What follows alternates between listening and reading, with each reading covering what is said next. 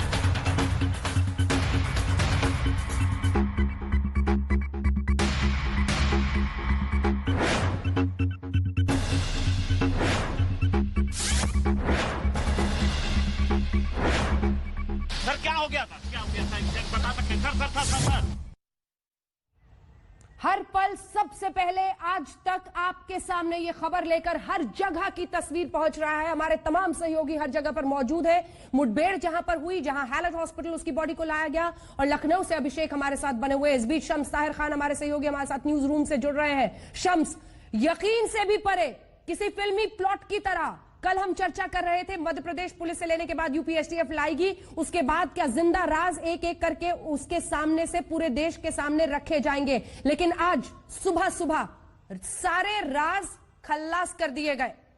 कौन से बड़े बड़ी ऐसे लूप होल्स आपको दिख रहे हैं इस पूरे मामले में?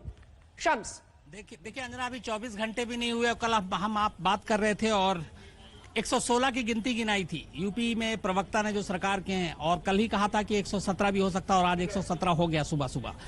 लूप होल्स की बात वहां पे आती है या शक और सवाल वहां पे आते हैं जहां पे कुछ चीजें अचानक हो जाती हैं।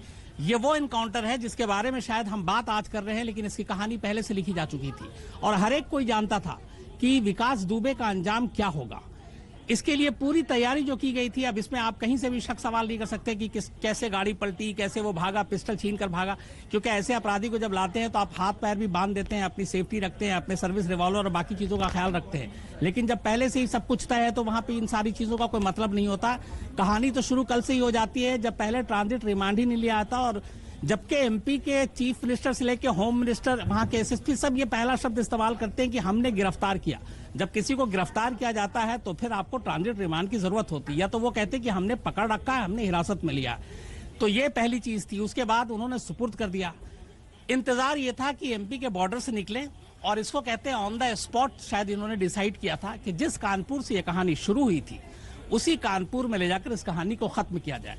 अब इसमें तमाम बातें होंगी, लेकिन पुलिस की अपनी थ्योरी, अभी दलील थोड़ी देर में आपके सामने होगी।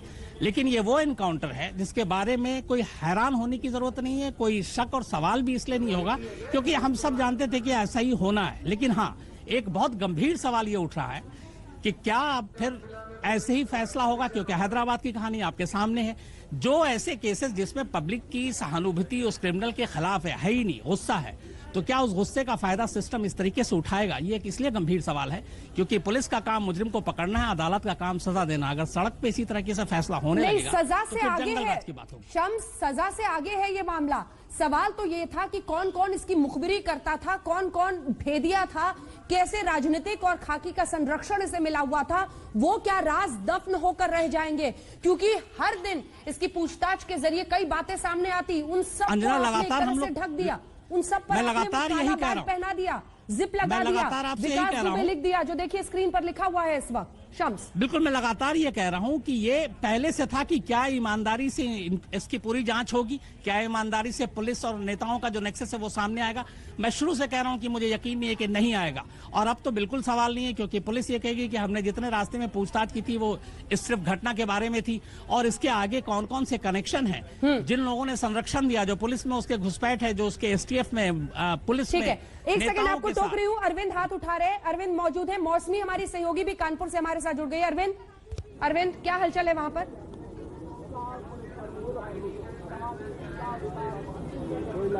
अरविंद मुठभेड़ वाली जगह पर मौजूद हैं और उन्होंने इशारा किया था वहां पर कुछ हलचल है। एक बार फिर से उनसे संपर्क साधेंगे, जल्दी से एक रिएक्शन वहां पर कानपुर से ले लेते हैं। मौसमी हमारी सहयोगी हमारे साथ है।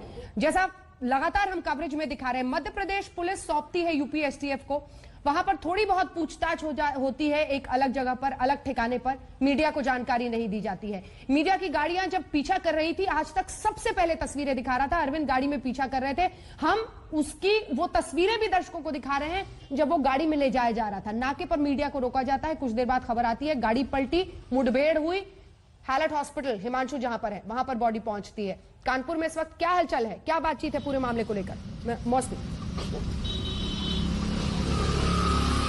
जी बिल्कुल, देखिए अंजना, किसी बॉलीवुड पिक्चर से ये पूरी कहानी ली हुई लगती है। मैं एक बार फिर से इसमें ये बात डालना चाहती हूँ कि हम लोग ने जो सीसीटीवी फुटेज मंदिर का निकाला है, 10 वीडियोस देखे हैं हम लोग ने, और उस 10 वीडियोस में जो आज तक के पास है उसमें ये विकास दुबे आता है, उसके पास काला बैग है, वो मंदिर में 45 मिनट तक बड़े आराम से जो है घूमता है, चेहरे पर शिकन नहीं है, रिलैक्स नजर आ रहा है, और उसके हाथ में एक नीली पर्ची होती है। तो ये सब ये बताता है कि विकास दुबे को कहीं ना कहीं आशंका थी कि अगर वो भागता रहेगा इसी तरह से उसकी जान को खतरा है। लगातार उसके सहयोगी जिस तरह से उनका एनकाउंटर हो रहा था उसको लेके कहीं ना कहीं विकास दुबे को ये भनक सी लग गई थी कि उसकी जान को खतरा है, और यही वजह है कि विकास दुबे चिल्ला चिल्ला के बोलता है मैं विकास दुबे हूँ कानपुर वाला। उसके बाद जिस तरह से आपने बताया उसको लाया जाता है। सुबह सुबह हम लोग को खबर आती है कि अरविंद लगातार फॉलो कर रहे थे कि गाड़ी पलट गई है, और गाड़ी पलट गई है, और तो अब कोई बोलता है कि विकास दुबे इस गाड़ी में था। ठीक है मौसमी, एक सेकंड मैं आ रही हूँ आपके साथ, क्योंकि अब ये सियासी बवंडर जो हमने बीते दिन भी देखा था वो आज भी चालू है। अखिलेश यादव ने ट्वीट करके कहा है कि गाड़ी नहीं पलटी है, सरकार पलटने से बचाने की कोशिश की गई है। इधर प्रियंका गांधी वाड्रा ने भी अभी ट्वीट किया है, अपराधी का अंत हो गया, अपराध और उसको संरक्षण देने वाले लोगों का क्या। ये प्रियंका वाड्रा ने कुछ ही देर पहले ट्वीट किया है। प्रियंका गांधी वाड्रा ये लिख रही हैं कि अपराधी का तो अंत हो गया, अपराध और उसको संरक्षण देने वाले लोगों का क्या। तो कम से कम इस एनकाउंटर पर सवाल सियासी पार्टियां नहीं कर रही हैं। अभिषेक, आप समझ रहे हैं, राहुल गांधी का भी अभी तक ट्वीट नहीं आया है। राहुल गांधी ने बल्कि कोई वो मिशन कर रहे हैं छात्रों के साथ, उस पर उन्होंने ट्वीट किया है, लेकिन इस एनकाउंटर पर राहुल गांधी ने ट्वीट नहीं किया है। वो speak up for students campaign से जुड़ने के लिए ट्वीट अब से 14 मिनट पहले करते हैं, लेकिन इस एनकाउंटर की, यूपी की बड़ी खबर पर कुछ नहीं लिखते हैं। प्रियंका वाड्रा लिखती है कि अपराधी का तो अंत हो गया, लेकिन उसे संरक्षण देने वालों का क्या। एनकाउंटर पर कम से कम सियासी रूप से कोई सवाल नहीं खड़े कर रहा है, क्योंकि सब जानते हैं पॉलिटिकली करेक्ट होना जरूरी है, और शायद लोगों का गुस्सा इस अपराधी के खिलाफ इतना था कि इस एनकाउंटर पर सवाल खड़े करना उनको सियासी रूप से नुकसान पहुंचा सकता है। अभिषेक, नहीं, बिल्कुल, और ये बात दोनों ट्वीट में दिखाई दे रही है कि एनकाउंटर पर सीधे सीधे कोई सवाल कोई सियासी पार्टी नहीं कर रही। दूसरी तरफ सरकार भी पूरी तरीके से तैयारी में होगी कि वो प्रेस कॉन्फ्रेंस में एक एक बातों को साफ करके रखे, लेकिन जिस तरीके से अखिलेश यादव ने लिखा कि गाड़ी जरूर पलटी है, सरकार पलटने से बच गई, जिस तरीके से प्रियंका गांधी ने लिखा है कि अपराधी का अंत हुआ, अपराध और उसे संरक्षण देने वालों का क्या, ये दोनों बातें एक तरफ ही इशारा करती हैं कि लोग सवाल जरूर उठा रहे हैं, लेकिन सियासी सवाल उठा रहे हैं, और एनकाउंटर पर कोई सवाल कोई